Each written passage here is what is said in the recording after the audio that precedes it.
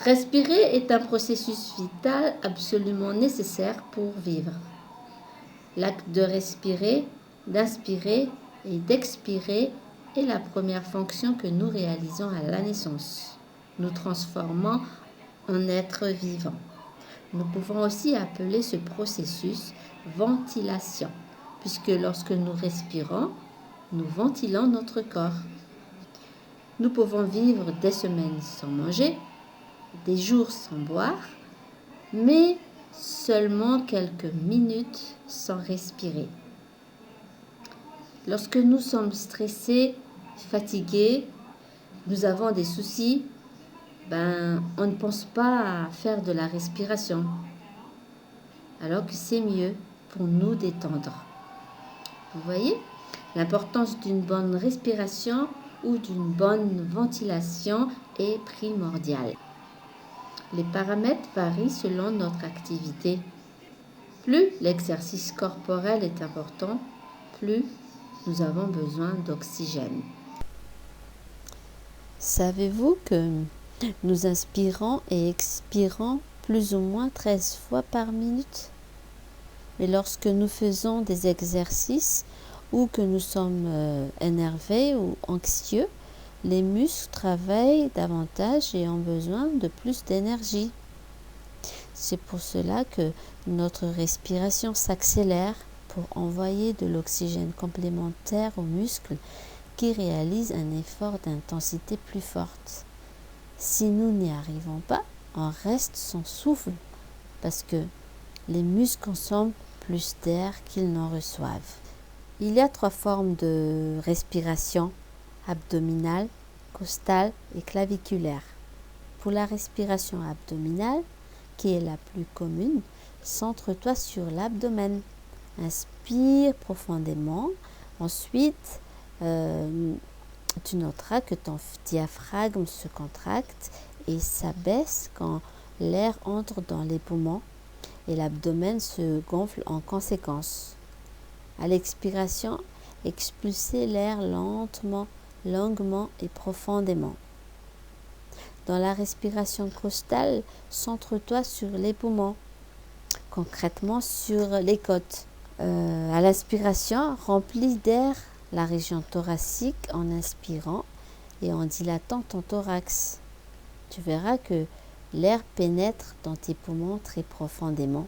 À l'expiration, tes côtes s'abaissent.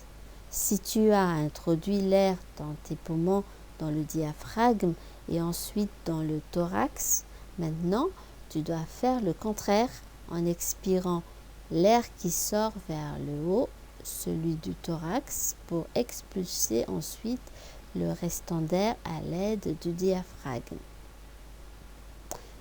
La respiration claviculaire, centre ton attention sur la région supérieure de tes poumons et sur tes clavicules. Je te suggère de faire une petite recherche sur les 3 formes de respiration, que la respiration complète et l'unification des 3 respirations. Vide bien tes poumons à l'aide d'une forte expiration. Ensuite, inspirez. Remplis tes poumons de l'air par l'abaissement du diaphragme.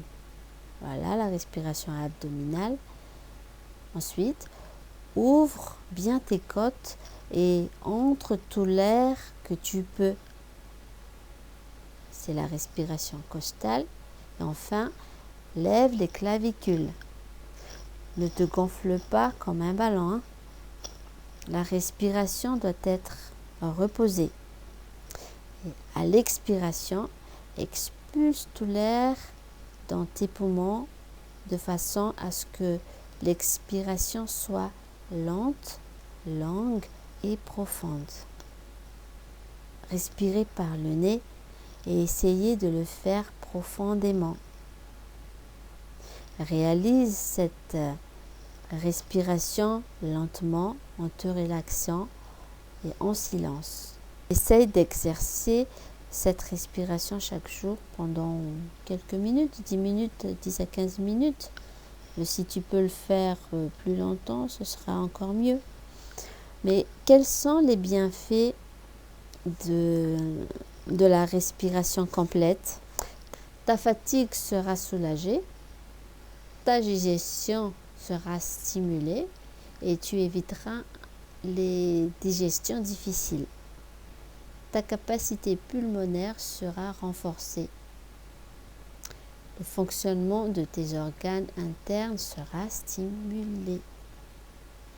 Respire lentement et profondément est synonyme de santé.